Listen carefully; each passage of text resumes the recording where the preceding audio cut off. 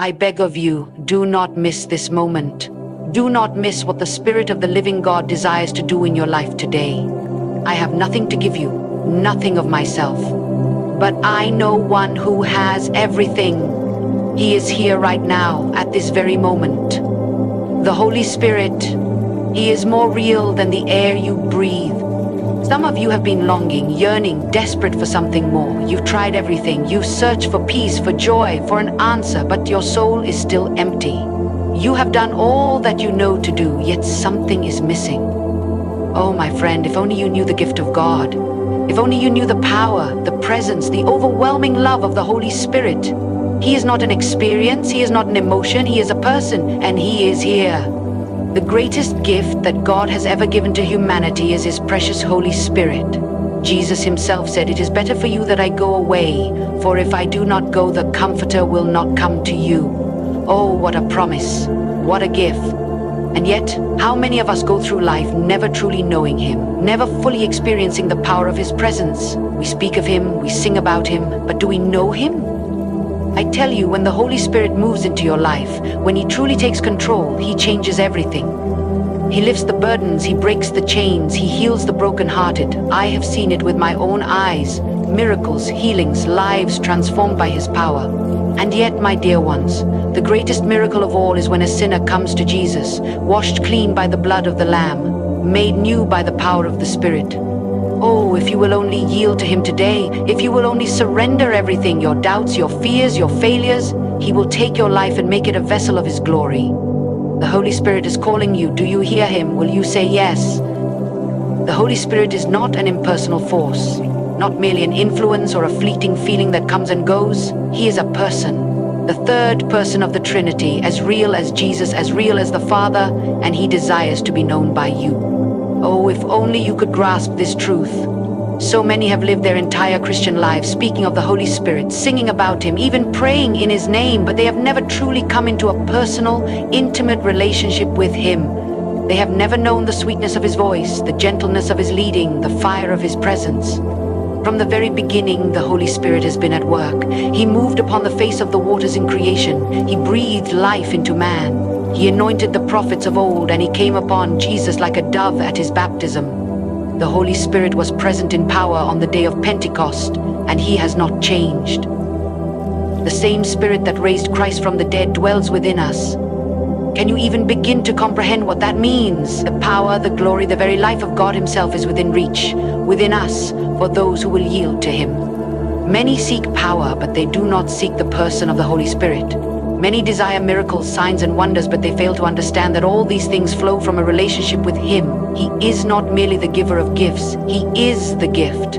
Jesus did not leave us alone. He did not ascend into heaven and abandon His people. No, He sent the Holy Spirit to be with us, to dwell within us, to be our comforter, our helper, our advocate. How tragic that so many go through life as though they are orphans, as though they must struggle on their own, when the very presence of God Himself is waiting to take control. Do you know Him? Not just in name, not just in theory, but do you know Him? Have you walked with Him? Have you listened to His voice? Oh, how He longs for you to know Him. He is not distant. He is not reserved for a select few. He is available to all who will open their hearts to Him, to all who will surrender. And when you know the Holy Spirit, when He becomes real to you, it changes everything. It is no longer about striving, no longer about struggling to be holy, to be righteous, to be pleasing to God. It is His power working within you, transforming you from the inside out. The Holy Spirit is not a doctrine to be debated, not a theology to be studied apart from experience. He is not merely a topic to be discussed in Bible colleges and seminaries. He is alive, He is moving, and He wants to move in you. When the Holy Spirit fills a person, there is no denying it. The weak become strong, the timid become bold, the broken are made whole, sin loses its grip, and love, joy, and peace take its place. This is the work of the Spirit. It is not something we manufacture, not something we can force or imitate. It is the supernatural work of God in the life of a surrendered believer. There are those who resist Him, who hold back, who are afraid of fully yielding. They fear losing control, fear what others might think, fear the unknown. But, my dear friend, let me tell you, there is no safer place to be than in the hands of the Holy Spirit.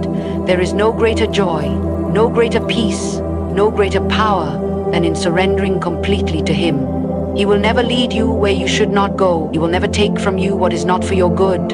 Oh, if only you would trust him. If only you would let go and allow him to have his way in your life. Some have said, I have tried, but I do not feel his presence. Others say, I have prayed, but I have not received the baptism of the Holy Spirit.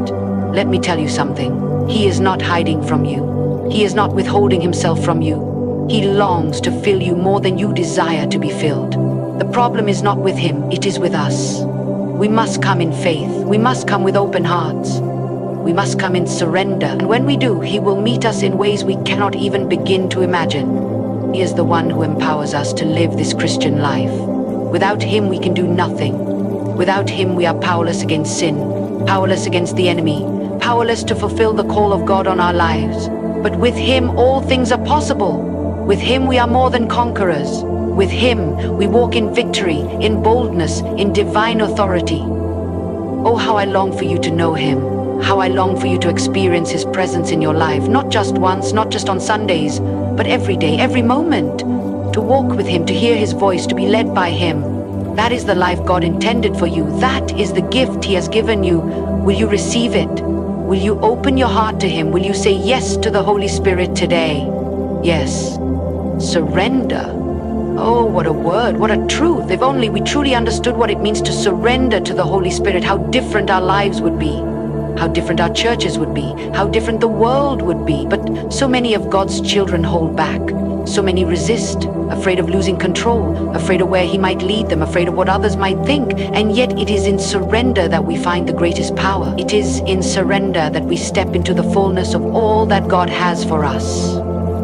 The Holy Spirit does not force himself upon anyone. He is gentle, he is patient, he is kind. He waits. Oh, how he waits. He waits for the moment when we finally come to the end of ourselves, when we finally stop striving, stop struggling, stop trying to do things in our own strength.